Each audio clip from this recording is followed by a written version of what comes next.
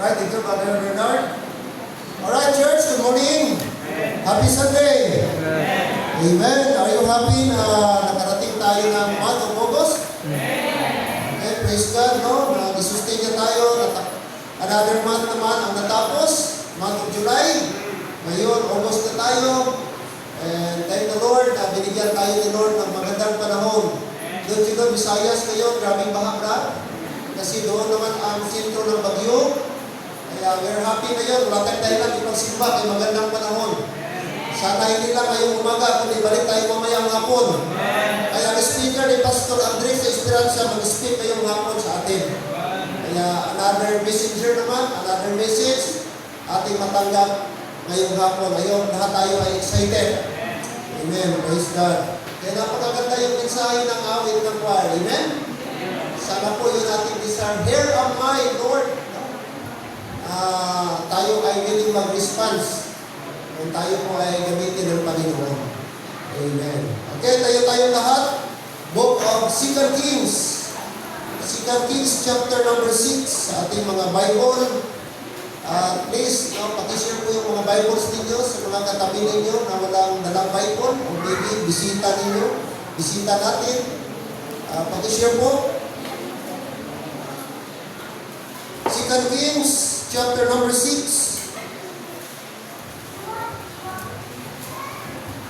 Verses 1 to 7. 2 Kings chapter 6. Verses 1 to 7.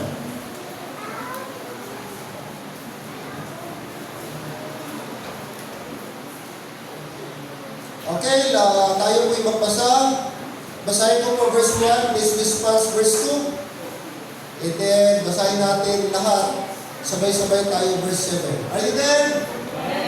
Verse number 1, and the sons of the prophets said unto Elisha, Behold now, the place where we dwell with thee is too strait for us.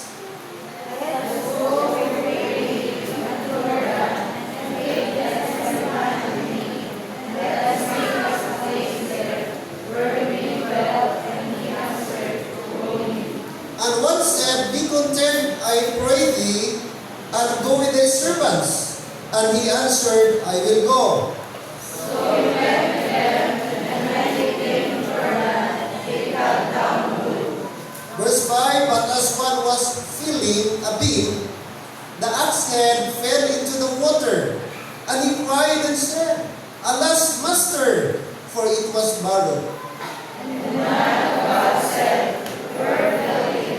And he showed him the place, and he cut down a stick, and cast it into the earth, and the fire of his feet. Altogether, verse 7, Therefore said he, Take it up to thee. And he put out his hand, and took it. Amen. Before we go on, let's pray. Let's come to the Lord. Gracious, eternal, and loving God, we thank you, we praise you, Lord, for giving us this wonderful day, a brand new day, that we can assemble, we can worship, we can gather in your name through your Son, the Lord Jesus Christ. Thank you for the salvation. Thank you for the gospel. Thank you for the cross. Thank you because of the blood of Christ. We have been forgiven. We have been reconciled and redeemed. Oh God, today we honor you, we praise you, we magnify you. You deserve our praises and thanksgiving. Thank you, Lord, for helping us throughout the week. Thank you for your protection. Thank you for the wisdom. Thank you, Lord, for the strength that we have been used throughout the week since Monday until Saturday. And today we realize that Sunday is not ours. Rather, it is yours, Lord. And that therefore, Father, we are here. We humble before you today, and we ask the Holy Spirit would guide us and teach us about the things that we're going to do. And thank you, Lord, for this opportunity that we can worship you and also we can study the Word of God. We can listen to the preaching of your Word. I do pray, Lord, that you put words in my mouth and make me a channel of blessing and a mouthpiece to your people. May the message that we're going to take, may the message we're going to study would help us and enlighten our minds. Above all, Lord, we can be able to glean some spiritual truths that we can apply in our spiritual lives. This we also pray, and we promise, Lord, anything that we accomplish today, we give you back all glory and honor and adoration. In Christ's name we pray. Amen. And amen. Be seated. And thank you so much, Brother Patel. Alright, this is the story or the account where Prophet Elisha, along with his young students or young prophets. It says here, verse number 1, and the sons of the prophets. This can be translated, mga Bible student. Okay, meron silang lugar, meron silang parang Bible school even before, sa time ni Elisha in Bible times. And one day, the Bible says, and the sons of the prophets said unto Elisha, behold now, the place where we dwell with thee is too strait for us. Okay? So nakita po nila, at sabi ng Bible, na nagkaroon po na hindi na po enough yung room para sa kanila. Siguro makitid na, siguro medyo alanganin na sila sa area, at medyo kitid na po mga kapatid. Sabi ng verse 1, the place where we dwell, yung lugar na ating tinitirhan. Maybe ito yung room, ito yung building, na kung saan doon po yung mga sons of prophets, yung magiging propeta, nakatira. At sabi ng isa, is too straight for us. The word straight means narrow. The word straight means small. So kitid na po. Marami na sila. Kaya, anong opsyon? Sabi nila, pwede siguro, lakihan natin. Pwede ba, Prophet Elisha, mag-expand tayo? Kasi masyado na po maliit sa atin ang area na ito. So una, yung makita natin dito, yung tinatawag na concern. Meron pong concern, mga kapatid. At dito, yung nag-propose po na palakihan yung building ay hindi po si Elisha. Sino pong nakadiscover ba? Sino ang nag-suggest? Sino nakakita sa need? Ang sagot, nasa verse 1 pa rin. And the sons of the prophets said, so sila po ang nag-suggest na Prophet Elisha, pwede bang palakihan na natin yung area kasi hindi na maganda sa atin, masyado nang makitid, masyado na tayong masikip. So thank God na may mga tao na concerned. At isa dito, yung mga prophets, young prophets, nakita nila yung need, hindi na sila nag-antay na mag-initiate pa si Elisha. Maybe si Elisha, busy. Maybe si Elisha, marami siyang schedule, kaya hindi niya napansin at nakita yung need na medyo gutom na pala, medyo masikip na. Pero salamat na may mga tao, itong young prophets, sila ang nag-suggest, nakita nilang situation, nakita nila ang need, sila naman ang nag-initiate na kailangan na natin mag-expand. Hello, amen? Now, the same way sa ministry, mga kapatid. Not all the time si pastor makita ang need. Not all the time si pastor makita niya kung ano ang kailangan. The reason why tayo po nilagay ng Diyos sa ating iglesia para lahat tayo magtulungan. Kung ano ang need sa simbahan, makita natin, mapansin natin, at makaplano tayo kung anong pwede natin gawin. Amen. Now, I thank the Lord na may, alam niyo po, pag nakita mo, pag member ka, Christian ka, believer ka, mga kapatid, na nakita mo yung sarili mo, alam mo na ikaw ay servant ng Panginoon.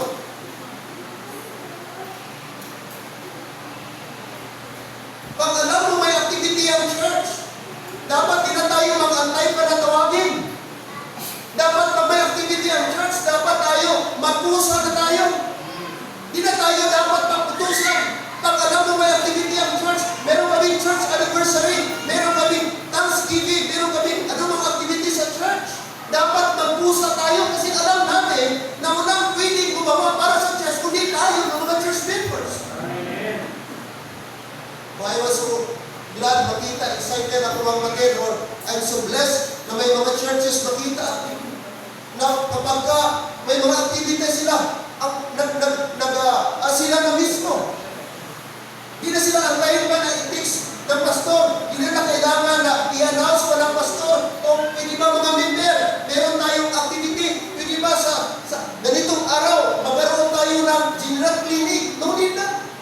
Kasi alam na nila, hindi na kailangan pa magkaroon pa ng general clinic. Sila na mismo magpusa, magpunta ng church, magtulong, gagawa, sapagkat alam nila na ang kanilang ginagawa ay hindi para sa tao, hindi para sa pastor, kundi para sa Panginoon. At dahil sila, ito ay para sa Panginoon Diyos, kinakonsider nila yung sarili nila, servant of the Lord. Alam niyo, napakaganda kung gano'n ang ating spirit. Makita natin ang concern. Ma-feel natin ang concern sa isang local church. Ito ang nangyari dito. Sila na mismo, Elisha, masyado na makitin ang ating area. Hindi na maganda nating tirahan, masyado na tayong masikip. Hindi ba na mag-alis tayo, pupunta tayo sa bundok, at doon sa bundok, magpuputol tayo ng lab, at gagawin nating materialis para makapag-expand tayo, para maganda yung ating sitwasyon dito sa ating lugar. What is that? Concern. Sometimes ito ang kulang sa atin, ang concern. Amen. Hello? Ito ang kulang sa atin. Aminin natin mga members. Kung dito na lang tayo, kung ano nakikita natin, kung dito na lang tayo, kung ano ang meron. Dapat meron tayong tinatawag sensitivity. Sensitive tayo sa paligid.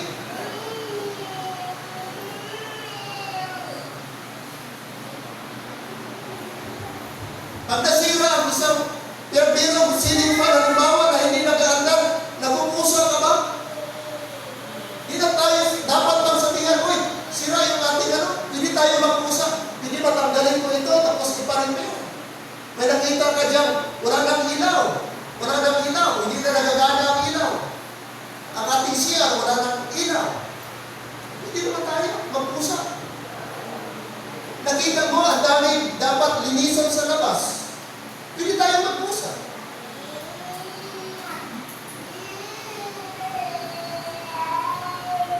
I was really sad. Mga kapatid, sa totoo lang. Na minsan, nadagdag ko ating mga flowers, balik. Hindi nyo ba alam, nagsasaktan ako? Bakit? Lahat halos makikita mo dyan sa labas. Personal ko mga kapatid, hindi sa pagmalaki. Bakit nasasaktan ako? Ako mismo nagbili. Ako mismo nagtanim. Pag may time pa, ako pa mismo magdilim dito. Kung ano mang makikita niyo, bulaklak sa labas, nag-effort ako niyan. Kaya pag may namatay, kaya pag may nabalik, may nasira na bulaklak, nasasaktan ako. Bakit? Sapagkat minsan, even personal ko na pera, ginagamit ko, mapaganda ng simbahan. Ang tanong sa atin dito, meron ba tayong malasakit dyan? Meron ba tayong pusa? Meron ba tayong concern? Ilang flowers na sira? Ilang flowers na matay? Ano makita nyo sa labas? Kahit magtanong kayo, ako mismo nagtanim ng mga sangkal dyan. Ako nagbili. Pero minsan, kahit ba lang, sa simpleng paraan sana, makatulong tayo sa ating simbahan. Kung pastor lang ako na walang pakialam, I don't know kung anong itsura ng simbahan na ito. Sana magkaroon tayo ng malasakit? Ilang electric fan, binili namin ni Mami, personal na pera. Anong nangyari ngayon sa mga electric fan? Putol-putol, sira-sira. Yan ba ang concern? Magamit, hindi ba lang iwanan mo lang ang electric fan? Pag tanggalin, hindi ba lang patayin, i-off? Ditso lang sa wire, ditso lang i-antak. Pag plug mo minsan, ditso na ikot. Anong i-expect mo sa gamit ng simbahan? Yan ba ang concern natin? Real talk ito mga kapatid. Atin ito. Walang taong nagmamay-ari dito sa Panginoon itong simbahan na ito. Kaya dapat lahat ng property, pagmamay-ari ng church, dapat ingatan natin.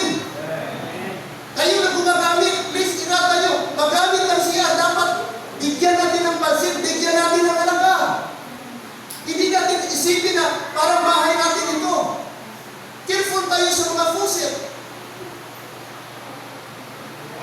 Pinaghirapan yan. Magkaroon tayo dapat ng malasakit. Ilang upuan na sira.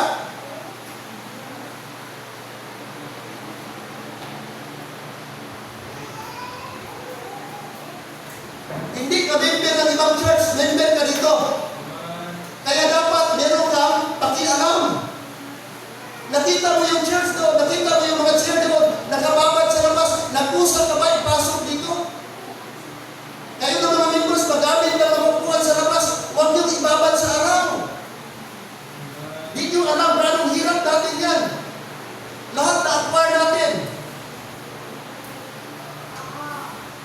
Concern. Minsan ang tubig natin sa CR, walang tao, nag-overflow.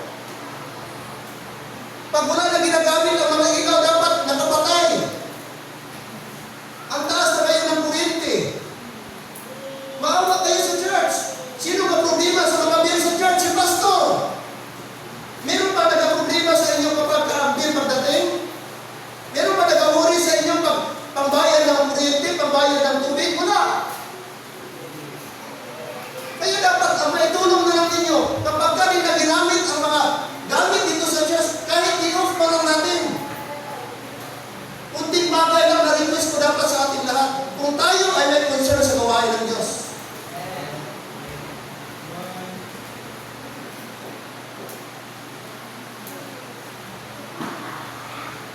Concern! Magkaroon tayo ng feeling sa gawain ng Diyos.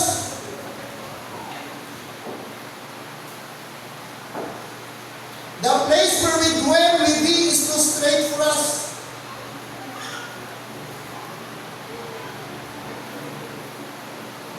What else ating makita? And the sons of the prophet said unto Elisha, Behold now, the place where we dwell with Thee is too straight for us. Not only that, mga kapatid, ano ang pangalawa natin makita? At ayaw mag-anak ng regulutan.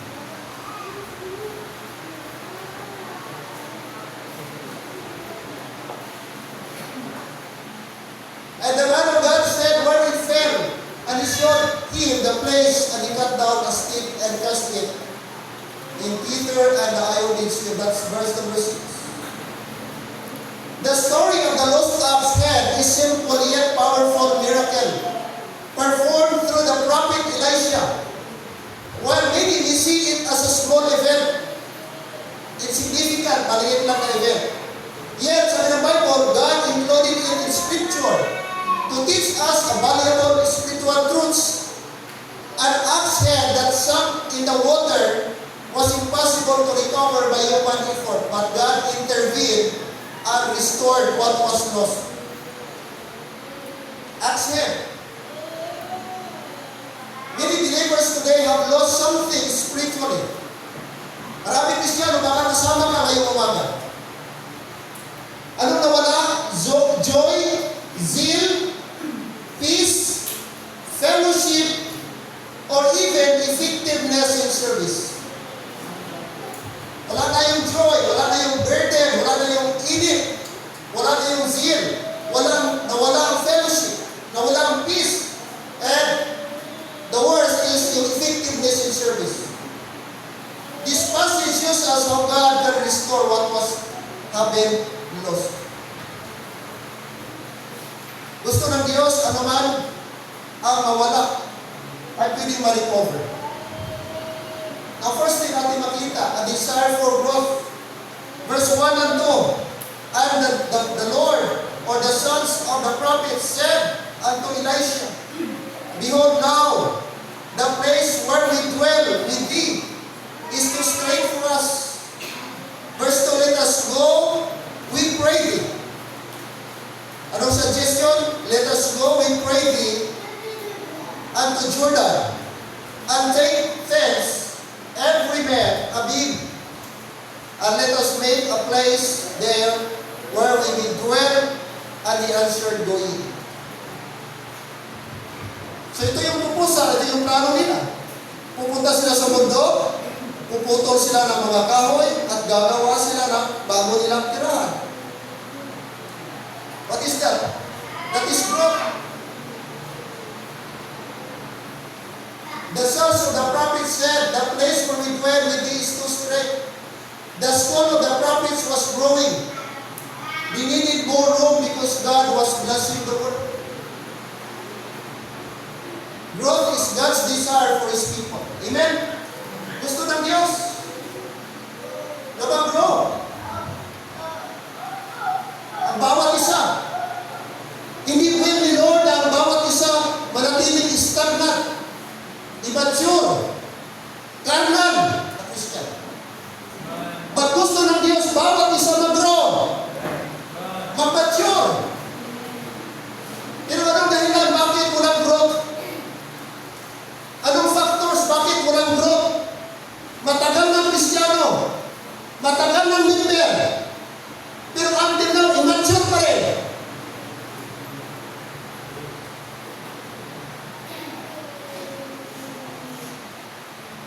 Christians should be growing in faith, knowledge, and service.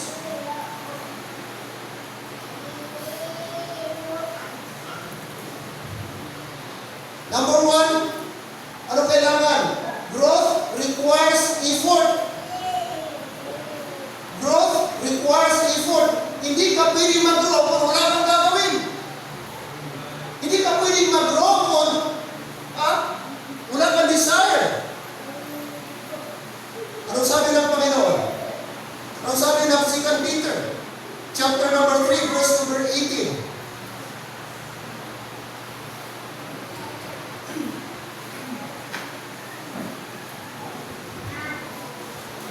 Let's read everybody. Verse 18.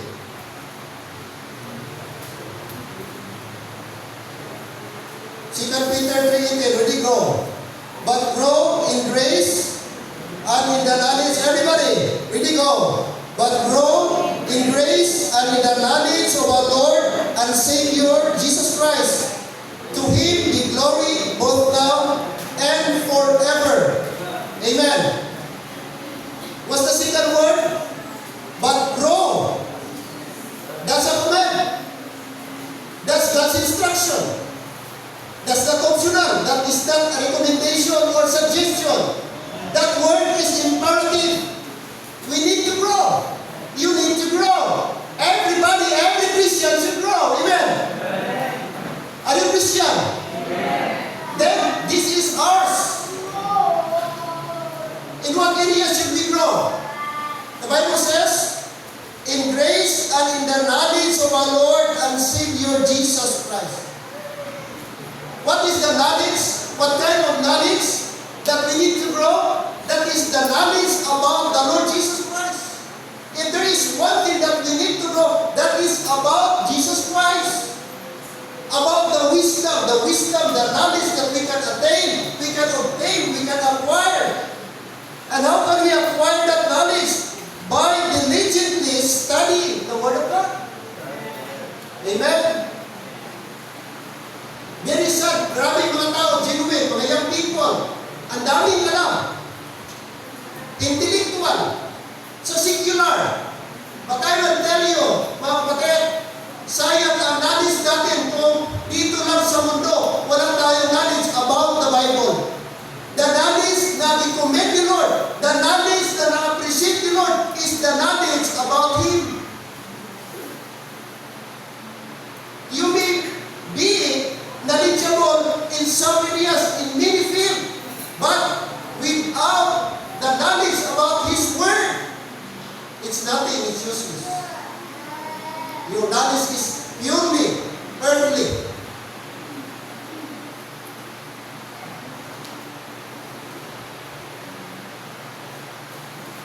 Growth requires effort. Growth requires vision. Dapat mag-desire tayo.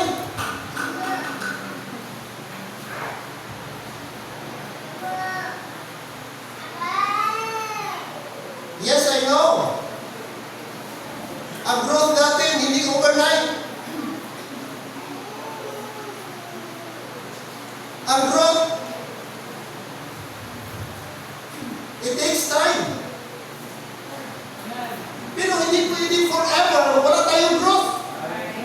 I understand, 1 year ka pa. I understand, hindi pa ganun ang knowledge mo. I understand, 2 years, maybe 3 years.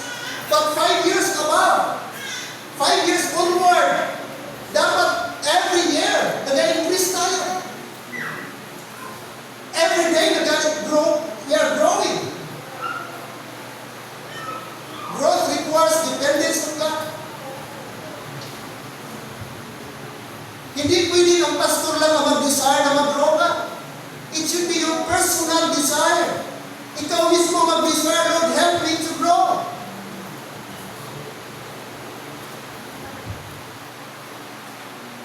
Amen?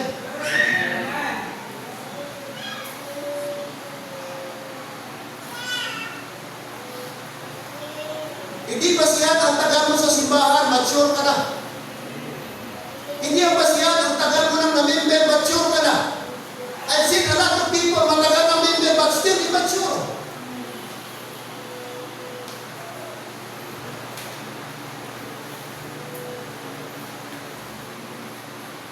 The growth of the church is individual.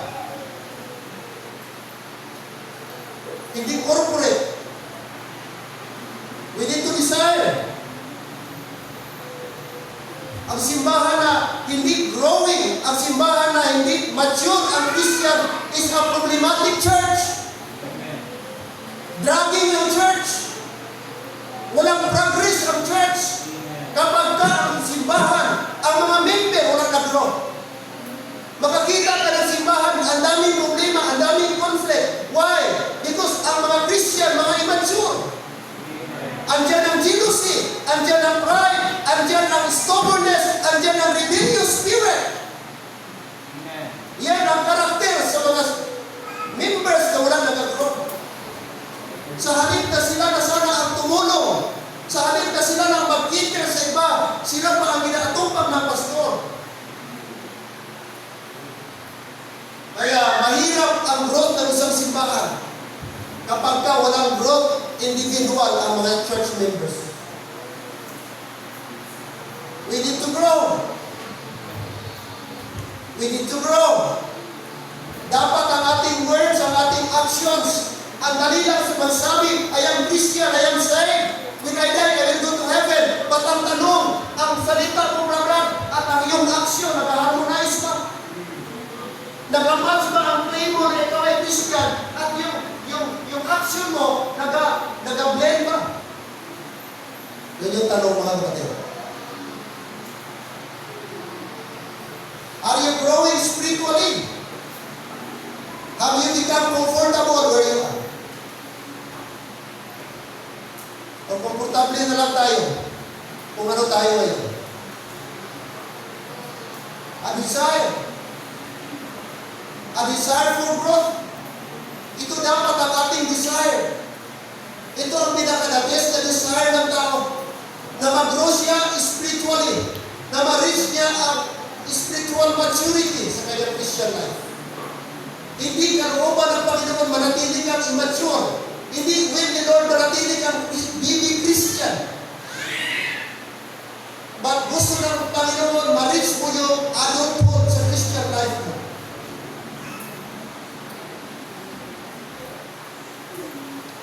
Desire for growth.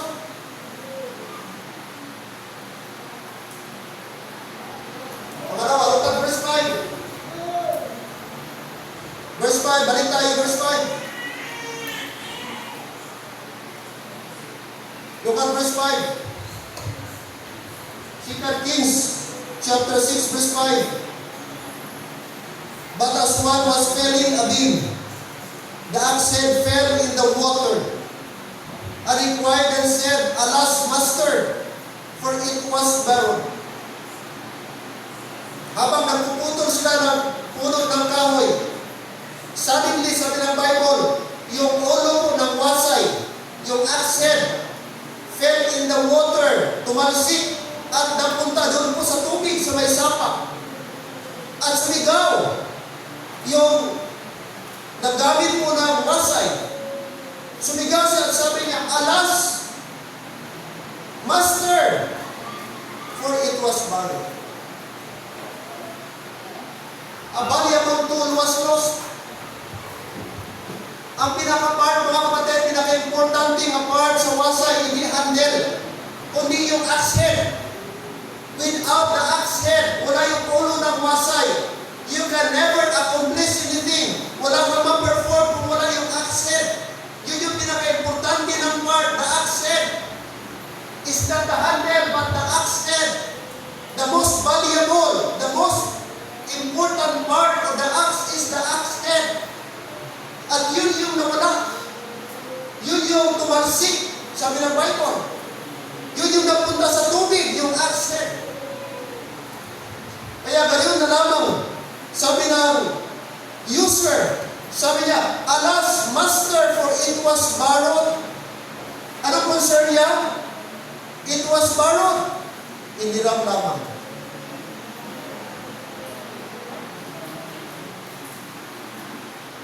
The axe head represented the worker's ability to perform his task.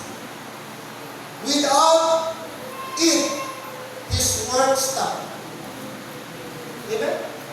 Pag wala na yung axe head, di ka na makaperform, di ka na makatrabaho. Kasi ang axe head ang pinaka-importante.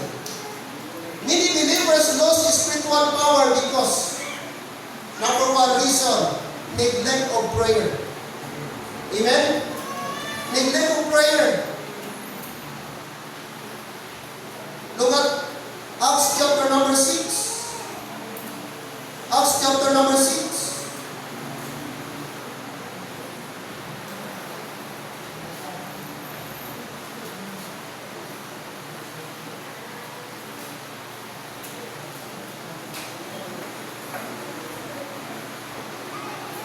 Lahat tayo magbasa, please.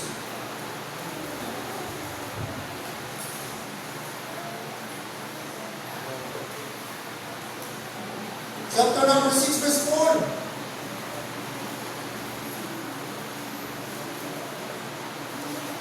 Chapter 6, verse 4. Did you read? But we will give ourselves continually to prayer and to the ministry of the word. Anong context? Dumami na po yung mga tao, mga members. Tapos, ano nangyari? May mga murmurings sapagkat na-neglect ang kanilang mga widows. So, anong ginawa po? Anong suggestion ng mga disciples? Anong sabi nila? Beginning verse 5. Verse number 5. O verse number 3. Wherefore, brethren, look ye out among you 7 men of honest report, full of the Holy Ghost and wisdom, whom we may appoint over this business. So, nag-suggest po yung mga disciples na mamili sila, mag-select sila ng mga men na able, mga men na competent, men na may qualification, na sila yung mag-overseer sa pag-serve ng mga widows. Alright?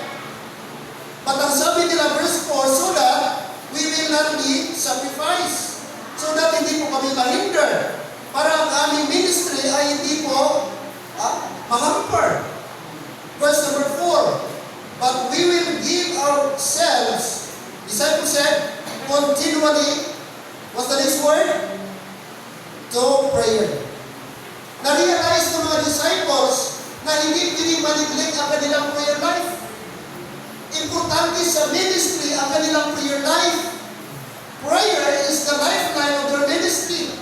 Kaya sabi na daw, look ye men among you, na pwede mag-share, but we will continually ourselves in prayer.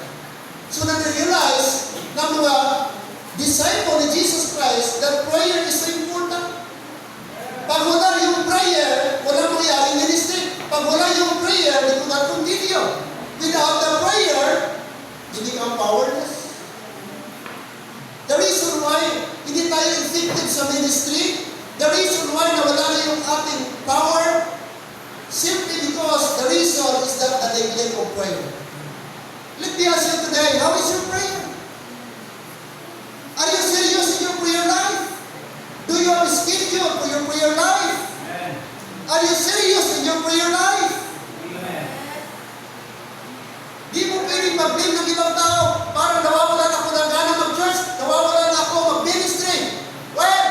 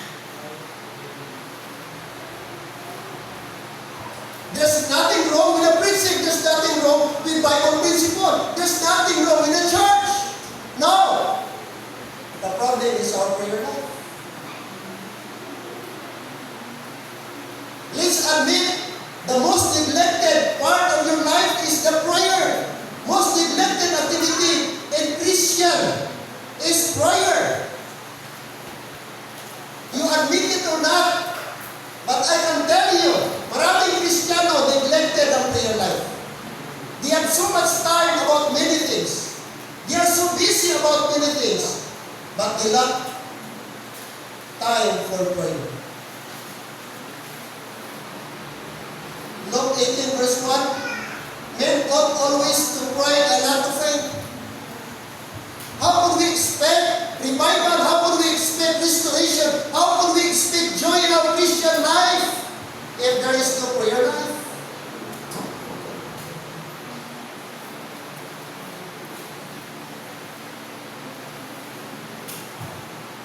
Neglected.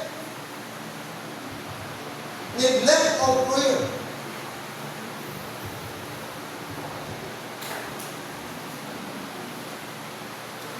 You're listening?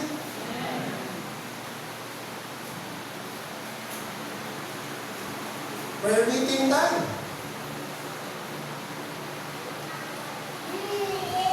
It's supposed to be, mga kapatid, we devote much time, longer time in prayer. Kasi kailangan natin ng prayer. But look at our attitude every time mayroon tayong prayer meeting. Napakadali lang natin. Kadali lang natin mag-pray. Ilang minutes lang tayo mag-pray. Ang dami nating hinihiling. Ganito, Lord, bigyan niyo po ako. Bigyan niyo po ako. Bigyan niyo ako, Lord. Ganito yung desire ko. Ganito yung prayer ko. Ganito yung request ko, Lord. Pero ang tataman natin mag-pray. How can we expect God to bless us when we ourselves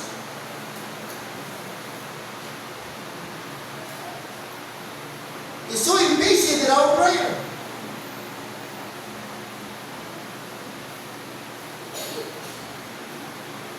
Neglect of prayer. Not only neglect of prayer, but also neglect of God's word. Neglect of God's word.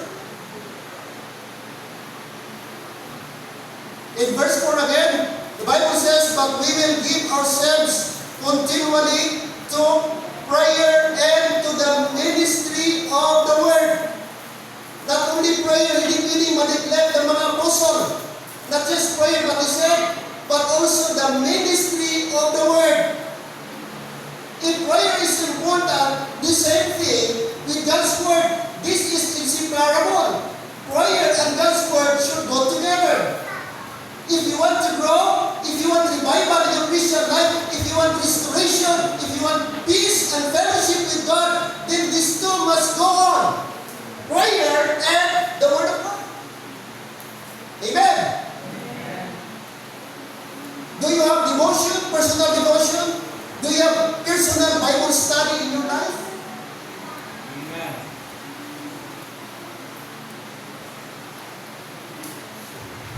Aminin natin mga kapatid, mas marami tayong oras sa social media kaysa Bible reading.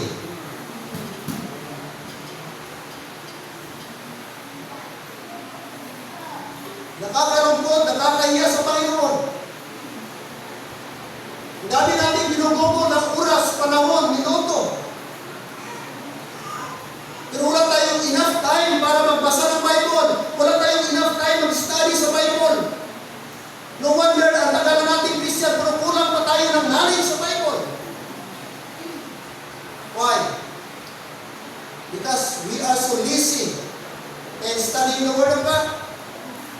The Word of God is very imperative and very clear. Study. We need to study the Word of God. Don't rely, don't just depend on the preaching every Sunday. You too, you should be the one. You yourself should be the one to strive, to learn, and to study the Word of God. Don't neglect of God's Word. Neglect. Neglect tayo mga bata.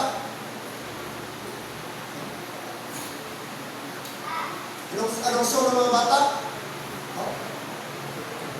Reject, neglect.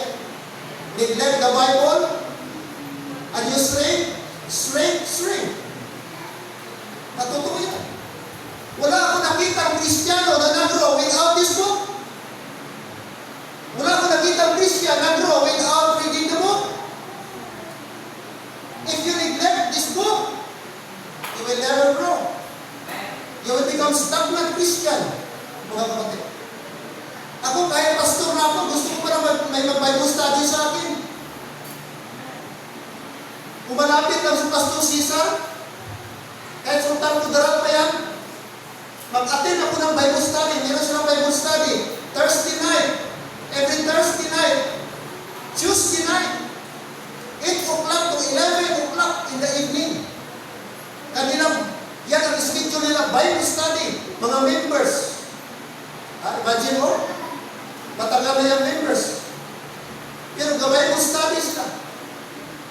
Kasama yung ibang mga church, si Pastor Church ni Pastor Jonathan Ratumin. Every Tuesday, imagine mo, 8 o'clock until 11. Matapos ito. Sunod naman, Thursday night na naman. May mga pictures na sa akin, ginapas. Sabi ko, how I wish, Pastor, kung malapit lang ako, gusto ko mag-attend. Gusto ko mag-attend, kaya gusto ko marami pa akong ma-learn, ang dami ko pang di alam. At gusto ko rin na may somebody na magturo sa akin. Gusto ko pang mag-grow. Gusto ko pang marami akong mga topic, mga truths na gusto ko pang magturo. Lagi ko pa alam. Yun ang aking desire. Kung ako, Pastor, na-desire na mag-grow, mag-learn about God's Word, dapat ganun din tayo lahat. Di tayo magsawa na mag-study sa Bible. Excited tayo na maka-learn tayo ng mga bagong learnings. Maka-contribute sa atin na mag-grow pa tayo at maging strong Christian tayo. Because this book is the only book na mag-provide ng spiritual strength sa atin. The Word of God. The Word of God. Amen? But the most neglected activity mga kapatid, is God's Word. Many believers lose spiritual power, they become powerless. Why? Neglect of prayer, neglect of God's Word, and neglect of church life. And listen, walang church, walang Christian, walang believer. No believer would grow without church life. Pag wala kang church life, if you don't make it a habit to go to church Sunday after Sunday, Sunday after Sunday, you will never grow. The command of God, Hebrews chapter 10, verse 25, not forsaking the assembling of ourselves together. That's very clear. Do not forsake the command, the instruction, do not forsake. God realized, God knows, there is benefit, there is result when we go to church, and the church was designed for our growth. Hello, amen? The church was designed by God for our spiritual life, for fellowship, and for our growth. Pag wala ang church life mo, listen, kahit gano'n pa ang preaching, kahit every Sunday pa tayo mag-preach dito, kung hindi ka pupunta sa church, you will never grow.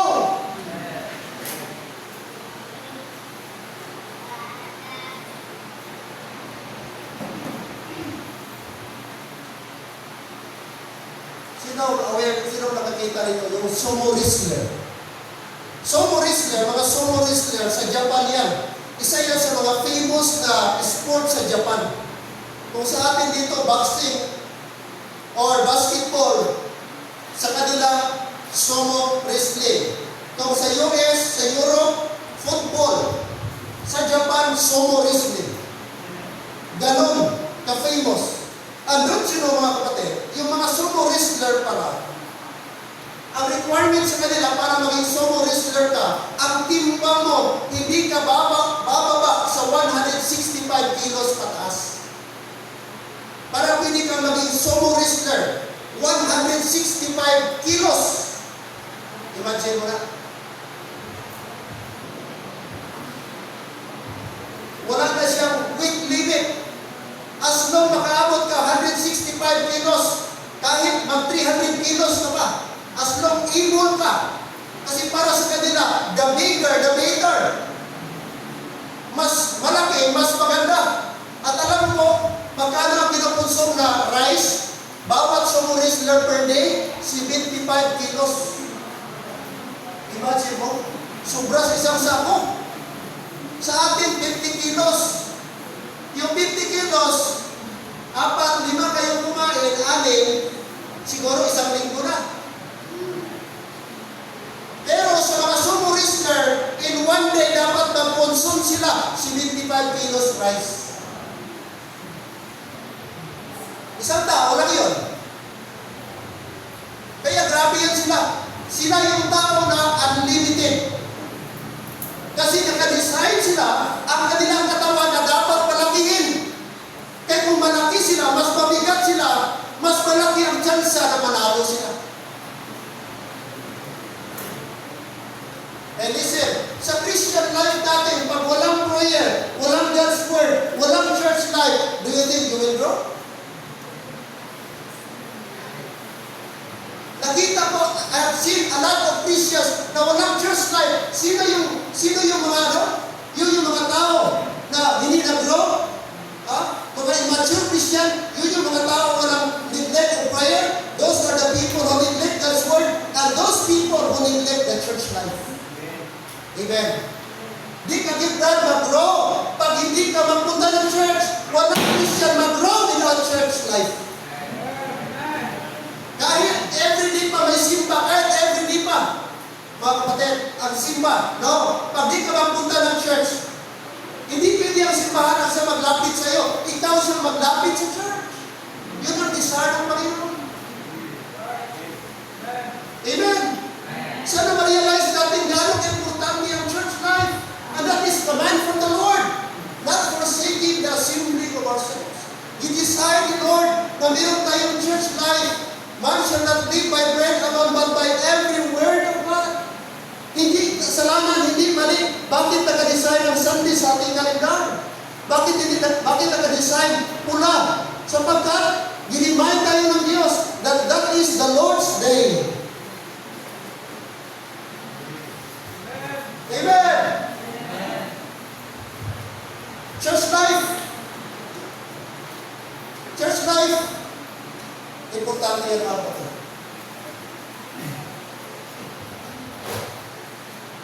Like I said, kahit anong sikap natin, dumuntahan tayo mga kapatid sa ibang bagay, but later by later, hindi natin namamalayan. We lose our spiritual power. You may disagree with me, mga kapatid, but I will tell you, you cannot disagree with the Word of God. That is Bible principle. Worldliness. Ano pa? Worldliness. Ano pa nagpapowerless sa atin? Not just only neglect of prayer, neglect of God's Word, neglect of church life, but also worldliness. Kinakain na ang maraming Kristiyano ng worldliness.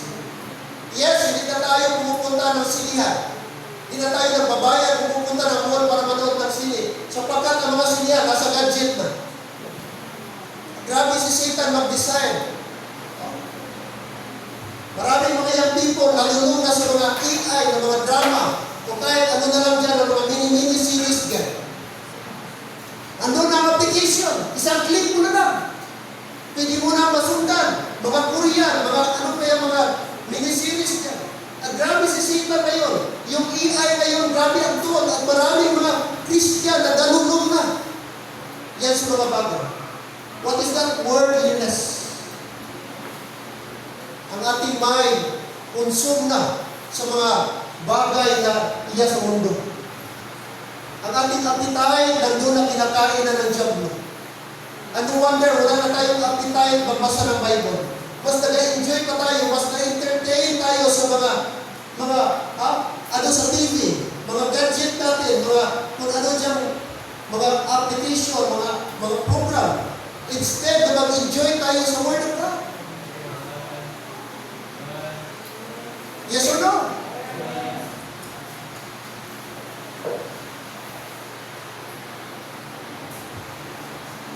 Sin and obedience.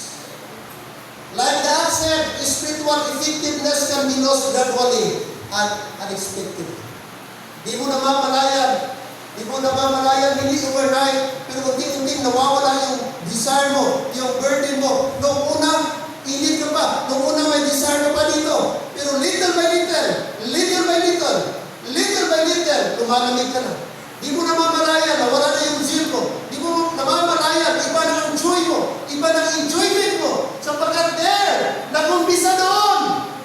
Little by little. Lumalayo ka na para sa comfort.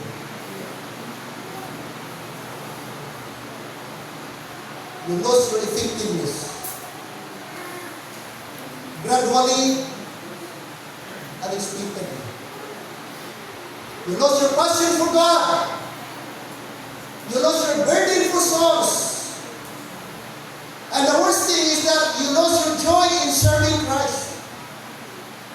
At ito na yung trend ngayon sa mga churches. Mga churches, nawawala ng passion ng mga Christian.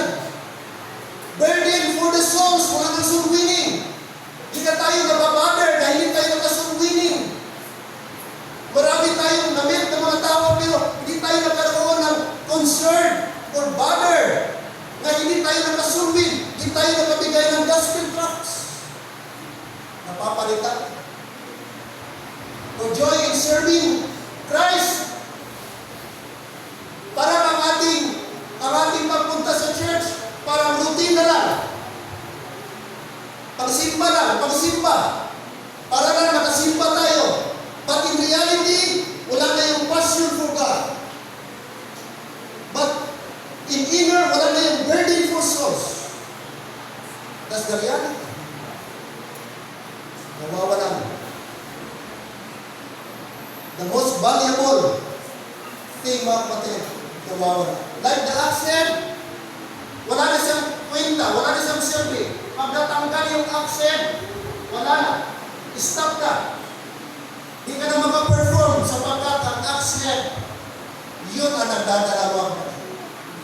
When we lose the power of God, we become powerless. When we neglect the Word of God, we become powerless. When we neglect prayer, we become powerless. When we neglect our church life, we become powerless. Punta ka lang ng church, but inwardly, wala kang joy.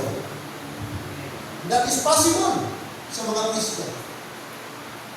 Verse number 5. Look again. Look at verse number 5.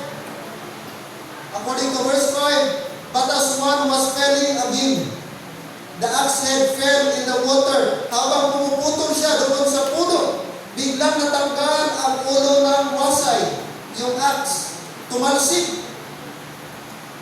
At siya sigaw, and he cried and said, Alas, Master, for it was narrow. Ano makita natin dito sa tao? He confessed, the loss was honestly confessed. Hindi siya nagtatago. Sabi niya, Panginoon, Master, sabi niya, ito po'y aking hiram lamang. Sinabi niya, it was borrowed. Hindi siya nagpretend na sa kanya. Hindi siya nagpretend na okay lang siya. Ang tao ito, nag-worry siya sapagkat yung kanyang hiniram ng wasay, kanya lamang, ay hindi sa kanya, kundi hiniram niya. Honest. Alas, Master, for it was borrowed. The young prophet immediately admitted his loss. Restoration begins when we acknowledge our condition before God. Amen? Pag hindi natin i-acknowledge ang ating condition before God, God knows. Hindi tayo piling mag-pretend sa Panginoon na okay lang. No. You're not okay. Alam ng Diyos kung anong condition ng puso mo ngayon. Alam ng Diyos kung backslider ka o hindi. Alam ng Diyos kung malapit ka o malayo ka na sa Kanya. Hindi ka pwede mag-pretend sa Panginoon. Hindi ka pwede mag-aslit sa Kanya. God knows your heart. God sees your heart. God sees my heart. You may pretend okay ka lang. You can pretend joyful ka. You can pretend you are right. But no, in reality, alam mo mismo that you are not right with God. You need to confess. You need to admit, like this man. Sabi niya, Panginoon, Master, it was borrowed. It was borrowed.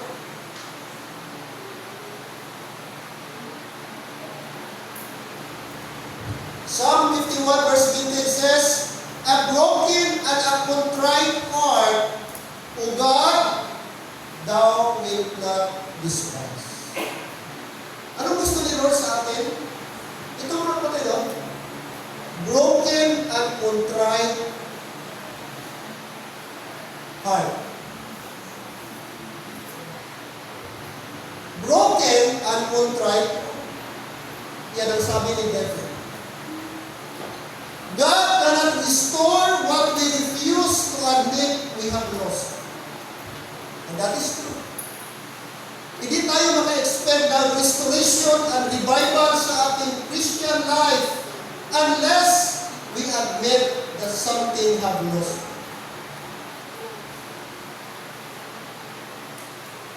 Application, stop pretending everything is fine. Bring your spiritual need honestly before God. Amen. Admit, Lord, layo na ko. Lord, I know na lamig ko na ko. Lord, I admit na wala na yung zeal ko to serve you. Lord, I know na iba na ang zeal ko ngayon. Iba na ang burden ko ngayon. At nawawala na yung joy ko before.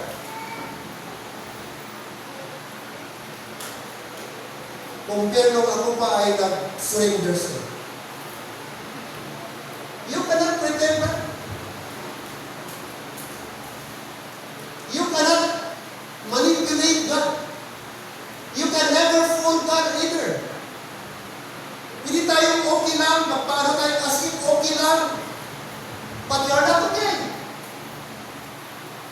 You seem spiritual, but you're not spiritual. Mga kapatid. Gusto ng Diyos na honest tayo sa Kanya. Admit natin na I'm not okay. Lord, I need revival. I need restoration in my life.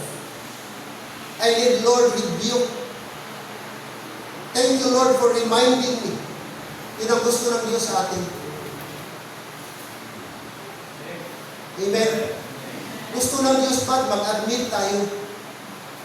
Gusto ng Diyos maglapit tayo sa Kanya at sabihin natin, Panginoon, inaamin ko po na nanlalamig ako. Lord, I admit I'm not right with you. That's what we need. That's the solution, mga kapatid. As simple as that. Like the young prophet, he admit, Lord, it was borrowed. Wala niya ipaasin na sa kanya yung wasay. Hindi siya natakot na i-confess sa Master, Lord, nawala. Maraming mga tao mag-pretend lang na okay lang lahat. But in reality, struggle sila. In reality, hindi sila okay. Mga kapatid, pinapahirapan mo yung sarili mo. Amen? No? The solution is simple. Go to the Lord. Humble before God. Admit that you need Him. Admit you need His help.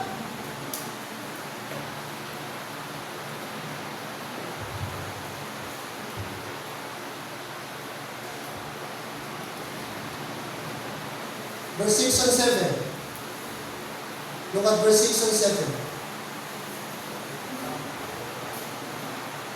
According to verse number 6, lapit na tayo matapos. Verse 5, but as one was felling a beam, the axe head fell into the water, and he cried and said, Alas, Master, for it was borrowed. Verse number 6, and the man of God said, Where it fell? Where fell it? And he showed him the place. Pinakita niya, bigay niya yung si Elisha ng young prophet, kung saan tumalsik yung axe head. Anong ginawa ng prophet? Prophet Elisha. And he cut down a stick. Kumuha siya ng stick. And cast it in thither, and the iron did swing. Verse 7, therefore said he, Take it up to thee. And he put out his hand and took it. Anong resulta sapagkat nag-confess itong young man? Honest siya.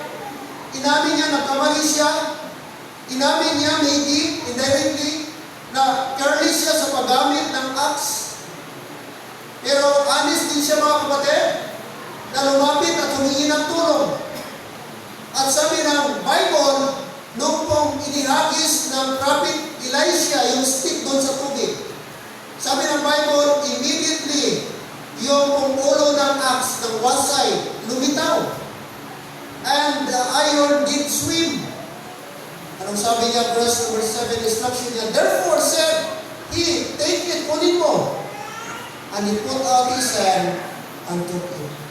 That is miracle. That is miracle.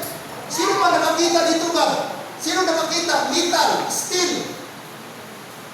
Natural brand. Kapag ka ang isang bagay na mabigat, ang natural law ay lulubog. Tama?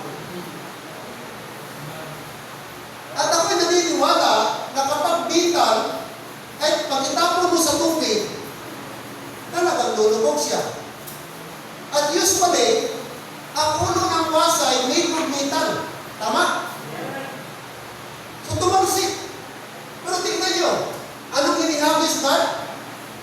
Ilagyan lang, ihagis ng prophet Elisha ang stick doon sa tubig, and suddenly, lumitaw po yung ulo ng wasay. It was not because of Elisha. It was not because of the stick. They were just instrument. The reason, that is God's miracle. That is God's intervention. Amen? Diyos ang nag-intervene. Miracle ng Panginoon yun. Milagro yun. Mga kapatid. Elisha cut down the stick and cast it into the water, and the iron floated. This was a miracle. Iron does not float naturally. And the stick points us to the cross of Christ. It was the Lord. It was the Lord. Gawain ng Diyos yan mga kapatid sa buhay natin. Meaning, pag hindi tayo mag-submit, hindi natin i-acknowledge na tayo helpless. Yung yaman i-acknowledge niya, Master, it was borrowed. Master, it was lost. Lumapit siya sa right person, the man of God, Elisha. And what happened? Nakahingi siya ng tulong at gumawa ang Panginoon ng bagay na imposible. Ang bagay na mabigat, ang bagay na hindi lumulutan, naging imposible sapagkat mga kapatid, i-admit niya that he needs help. The same way sa atin. Pag may problema tayo tapos magpasig tayo, okay lang ako pastor, okay lang pastor, God will not work in your life. God will only work in your life if you admit that you are helpless, if you admit that you need God, you need His power, you need His intervention. That's the time na ma-experience mo ang help at miracle ng Panginoon. Pero unless andyan ang pride, unless mga kapatid, hindi matanggal yung ating sarili, ating self, God will not work in us. Gusto ng Diyos, ikaw at ako mag-humble lang. Amen? Aminin mo, Lord, I need you. Lord, ito kaya ito. Nakita na niyang di niya kaya. Malukit. Di natin alam kung gaano kalalim yung tubig na tumansik ang ulo ng wasay. Di niya na ibig malukit kung saan kaya nandun pa o naanod na yun. Pero alam niya may right person sa kapitan, and that is the prophet of God. Bibi takot siya, bibi nag-alangan siya, sabihin ba niya, kasi naturally sa tao, kung may kasalanan, anong response? Magtago. Anong response ng tao pag may kasalanan? Magtilipan. Tama ba? Kasi takot tayo. Pero mga kapatid, kung dapat labanan natin ang ating takot. Like this young man, alam niya na it was borrowed, pero lumapit siya sa man of God kasi alam niya, the man of God can do something na hindi niya kayang gawin. And that is the miracle of God. God used the prophet of God, Elisha. Kapatid, this morning, through Christ's sacrifice, God makes restoration possible. What was impossible for man became possible through what? What is it there? God's power. Amen? Not man's power. The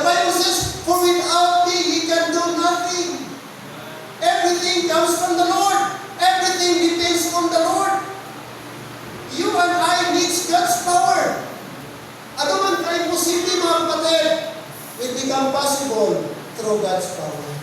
Praise God, we have the Lord. Amen. Come to Him. Ano mang meron ka ngayon, ano mang bigat meron ka ngayon, ano mang struggle meron ka ngayon, come to the Lord. Just admit like the young man. Just admit, don't pretend. But admit like the young prophet, Master, it was God. Yun ang gusto ng Panginoon, kapatid, sa ating buhay. Amen?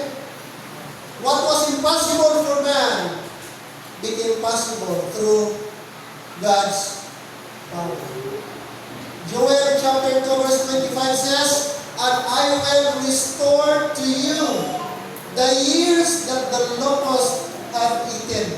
Kasi ang bansang Judah dito, mga kapatid, i-attacking ng mga locust ang kanilang mga crops, ang kanilang mga livestock, at lahat ng kanilang mga grains at agricultural products halos nawala. Pero ang pangako ng Diyos, sabi niya, Joel 2:25, "And I will restore to you the years that the locust have eaten."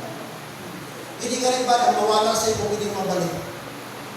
Nang tawa si Job, ang dami nawala. Nawalaan siya ng anak, nawalaan siya ng sapat, nawalaan siya ng sirpasban, pero at dahil dali, ano nangyari na?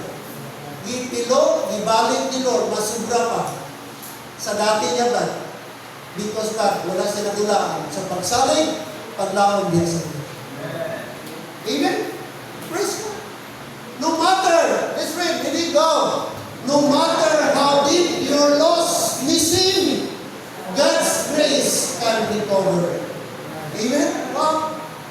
Kung sa mga kadalo, manang kadako, ang nadula sa imo, pwede nang ibalik sa Ginoo, pwede nang malikover mo, because of God's grace. Just trust the Lord. Kapatid, God's grace is sufficient. Balik ka lang sa Kanya. Magtiwala ka sa Kanya. At hindi ibalik ng Panginoon anumang bagay na wala sa iyo. Number one, your relationship with God.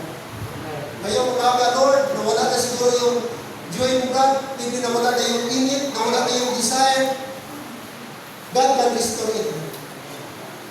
Besides, God can restore it. Amen. What you can recover, what you cannot recover, by your own strength, God can restore through His power. Mahirap kung tayo mag-restore. Pero mga kapatid, maganda kung si Lord. Joseph is our example. Look at Joseph, mga kapatid. This miracle teaches us God's desire, our growth. His spiritual power can be lost, and His confession is necessary. And God is the God of restoration. Amen? God is the God of restoration. Perhaps today you have lost your spiritual sharpness. Katulad ng axe. The good news is that God knows exactly where it was lost. Alam ng Diyos kung saan ito nawala. And He is able to restore what has sunk beneath the surface. Amen? You may lose your spiritual age, but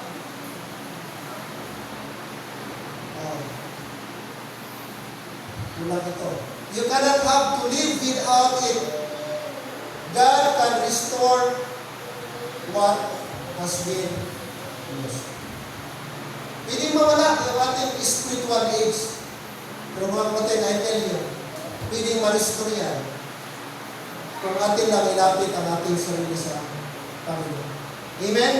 This morning, simple lang mga kapatid. Gusto ng Diyos magkaroon tayo ng spiritual revival. Magkaroon ng Diyos ng spiritual restoration sa ating buhay. Ano mang nawala sa iyo, piling ibalik ng Panginoon. Just come to the Lord. Admit that you need Him. Admit that you need His help. And that's the time God can restore you.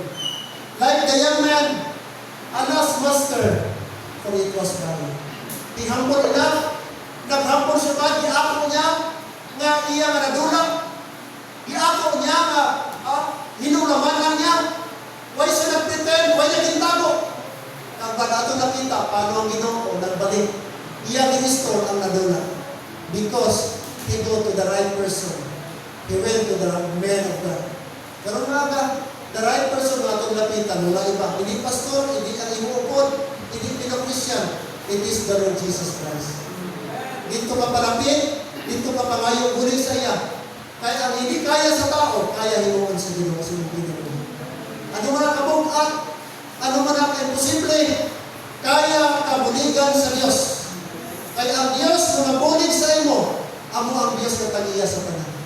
Ang Diyos na nabulig sa imo, amo ang Diyos sa mga butang na imposible. Every head bow, every eye closed, everybody standing, gracious and loving Father, thank you for this reminder, Lord. Thank you sa preaching of your word. Thank you sa exhortation at the same time rebuke. Oh God, I do not know ngayong umaga ano ang current situation, current condition ng mga church members. But maybe, Lord, we become powerless. Maybe we have already lost our zeal. We have already lost our joy. We have already lost our burden. And even our peace and our desire for serving the Lord. Simply because, Lord, there are things na na-neglect namin. But thank you, Father, that, Lord, anything na piling ma-lost, anything that can be lost, can be recovered. Anything na ma-lost, Lord, ay piling mabalik sa amin. Oh God, today, I know we cannot pretend. We know, Lord, we cannot hide from you. You know our heart. You have seen our desire. You have read our motives and intentions. That's why this morning, Father, like the young man, he was so honest to confess that it was just error. We also, Lord, we have to be honest to confess that, Lord, we need you. We need your help. We need your working. We need your power. We cannot pretend we're okay, but in reality, Lord, we're not okay. Maybe, Lord, layo na kami sa iyo. Maybe, Lord, ang lamig na kami. Maybe, Lord, sometimes naging negative na kami. And then, Lord, naging critical na kami spirit. But thank you, Father God, for reminding us this morning through your word that anything can be restored.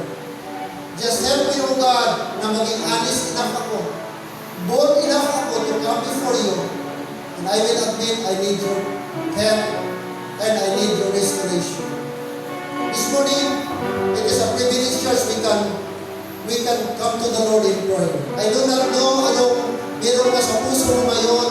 I do not know, maybe you are called, kailangan mo ng restoration sa life mo. This is the right time. This is the moment you come to the altar and pray together and ask the Lord and be honest to God. Oh Lord, I need you. I know, Lord, I cannot pretend before you. Lord, restore me. Lord, revive me. I need your revival. Amen? Why don't you come to the altar and honest enough and pray and ask the Lord to settle you and get right with God. Amen? You can come. Nanay, tatay, don't pretend you're okay. All of us, we need God. We need God. We need God's help. Why don't you come and be honest to God? Lord, thank you sa preaching and thank you for the reminder. I need to confess na ito yung dapat kong gawin. Yes, Lord, I admit I lost the accent. Nawala na yung accent, nawala na yung power. You can never perform anything without that accent. And that accent represents the power of God. That accent represents the Spirit of God that will work. Mga kapatid, wala tayong ma-accomplish kung di tayo lalapit sa Diyos. Kailangan natin ang tulong ng Panginoon. In your marriage life, you need the Lord. Amen. In your relationship, you need the Lord. Only the Lord can help you. Amen.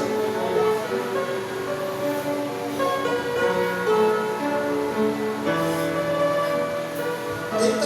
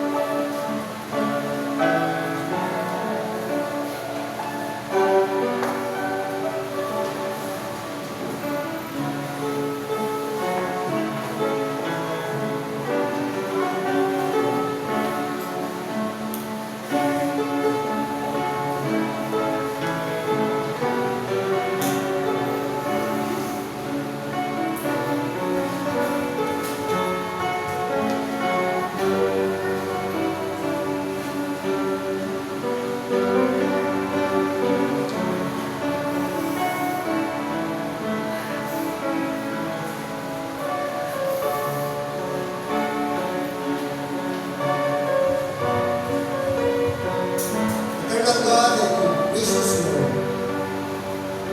what a blessing to be here and to be reminded, to be instructed and rebuked through God's word, through the preaching.